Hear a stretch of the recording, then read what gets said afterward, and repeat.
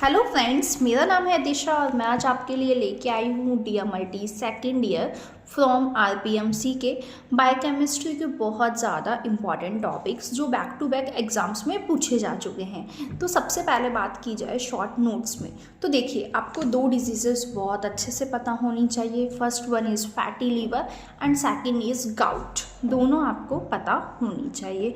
इसके सिवा आपको क्लियरेंस की बात की जाए तो क्लियरेंस 4 टाइप्स के होते हैं, लेकिन क्रिएटिनिन क्लियरेंस तो आपको आना ही चाहिए क्योंकि ये काफ़ी टाइम एग्जाम में पूछा गया है।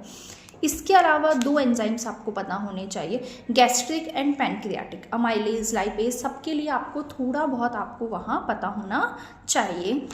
QC बहुत ज़्यादा इंपॉर्टेंट है, quality control external and internal दोनों ही इंडिविजुअली अलग अलग पूछा गया है, तो 5 मार्क्स के अकॉर्डिंग आपको दोनों QC आने चाहिए। LJ चार्ट्स, इफ़ आप कैलिब्रेशन बाकी स्टैंडर्ड्स याद नहीं कर सकते हो तो LJ चार्ट्स आपको पता होना चाहिए। इसके सिवा ग्लाइसेटेड हीमोग्लोबिन एंड GTT दोनों आपको टेस्ट पता होने चाहिए। साथ ही में diabetes mellitus and it's diagnostic importance, इस पे भी क्वेश्चन आया हुआ है, तो ये भी आपको पता होना चाहिए। इम्पॉर्टेंट क्या है, यूरिन के जो नॉर्मल एंड अबनॉर्मल दोनों कॉन्स्टिट्यूएंट्स है वो दोनों पता होने चाहिए। एंड क्या होता है इस क्वेश्चन में, जो नॉर्मल वैल्यूज़ है वो वहाँ पे आपको लिखनी होती है।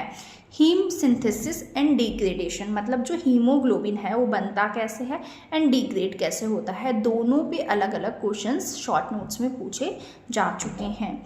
कॉलोरीमीटर एंड फोटोमीटर दोनों इम्पॉर्टेंट है। इसी के साथ में radio immuno assay and ELISA दोनों पर क्वेश्चंस बनते हैं, पूछे जाते हैं।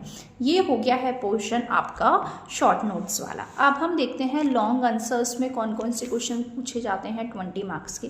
तो सबसे पहले देखिए, जितनी भी साइकिल्स है बहुत ज़्यादा इंपॉर्टेंट है। मैं ये नहीं कहूँगी कि कार्बोहाइड्रेट्स, प्रोटीन, लिपिड्स इंपॉर्टेंट नहीं है, सभी अपनी जगह इंपॉर्टेंट है जो भी सिलेबस में है, लेकिन कार्बोहाइड्रेट्स पढ़ लेना, डाइजेशन एंड एब्जॉर्प्शन पढ़ लेना। इसके अलावा साइकिल्स की बात की जाए तो glycolysis, glycogenolysis, gluconeogenesis, glycogenolysis, urea cycle, fatty acid oxidation, HMP shunt, सभी बहुत ज़्यादा इंपॉर्टेंट है, नहीं पढ़े जाते हैं। तो at least glycolysis, TCA, urea cycle, ये 3-4 तो आप पढ़ ही लेना, ठीक है। वैसे इंपॉर्टेंट सभी साइकिल्स इंपॉर्टेंट एंड बहुत सिंपल है। बात की जाए फंक्शनल टेस्ट्स की तो कौन कौन से, LFT एंड RFT दोनों पर इंडिविजुअली भी क्वेश्चन आ चुके हैं एंजाइम्स पर, जैसे कि SGOT, SGPT, ALP पे क्वेश्चंस आते हैं। LFT RFT आपको बहुत अच्छे से पता होनी चाहिए। कार्डियक प्रोफाइल टेस्ट आपको पता होना चाहिए, क्यों, क्योंकि LDH से, CKMB से क्वेश्चंस इंडिविजुअली शॉर्ट नोट्स में भी पूछे जाते हैं, ठीक है। कीटोन बॉडीज़ क्या होती है, कैसे बनती है, एंड कीटोसिस आपको पता होना चाहिए, ज़्यादा भी नहीं तो कीटोन बॉडीज़ तो पता हो क्या होती है, कौन कौन सी होती है। ब्लड ग्लूकोज लेवल तो हम पढ़ते हैं, हमें पता है फास्टिंग में इतना होता है, PP इतना होता है, ग्लूकोज ब्लड में ग्लूकोज होता है, ये हम पढ़ते हैं, लेकिन हम इसके रेगुलेशंस नहीं पढ़ते हैं। तो रेगुलेशंस बहुत ज़्यादा इंपॉर्टेंट है, एग्जाम्स में पूछे जा चुके हैं, पूछे जा सकते हैं। बात की जाए ये जो साइकिल्स मैंने आपको बताई ना, ग्लाइकोलाइसिस, ग्लूकोजिनोलाइसिस, TCA, हम ये साइकिल्स तो पढ़ते हैं, लेकिन हम क्या नहीं पढ़ते हैं, एनर्जी प्रोडक्शन नहीं पढ़ते, ना ही एग्जाम में लिख के आते हैं कि रिएक्शन क्या हुई, ना ही हम इसके रेगुलेशन पढ़ते हैं, एंड एग्जाम में क्वेश्चंस यहीं से आते हैं। तो साइकिल्स के अलावा भी ये 2-3 स्टेप्स आप पढ़े। लाइपोप्रोटीन्स, HDL एंड LDL दोनों पे इंडिविजुअल क्वेश्चंस पूछे जा सकते हैं, तो दोनों आपको शॉर्ट नोट्स के अकॉर्डिंग भी पढ़ना है, लॉन्ग आंसर के अकॉर्डिंग भी आपको पढ़ना है।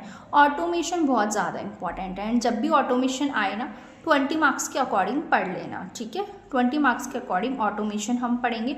जॉन्डिस इंपॉर्टेंट है, लॉन्ग आंसर में पूछा जाता है जॉन्डिस, इंडिविजुअली भी पूछे जा सकते हैं, तो उस अकॉर्डिंग भी पढ़ना कि 5 मार्क्स के लिए आप हीमोलाइटिक ऑब्स्ट्रक्टिव पे लिख सको।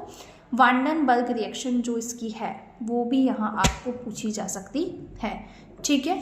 तो आपको ये सभी चीज़ें आपको बायोकेमिस्ट्री में पूछी जा सकती है। कुछ भी क्वेरी हो, कुछ भी क्वेश्चन के लिए पूछना हो, हमें क्वेश्चन कैसे लिखना है, कितना क्या क्या स्टेप्स लिखने हैं, तो आप नीचे कमेंट सेक्शन में पूछ सकते हो। Thank you.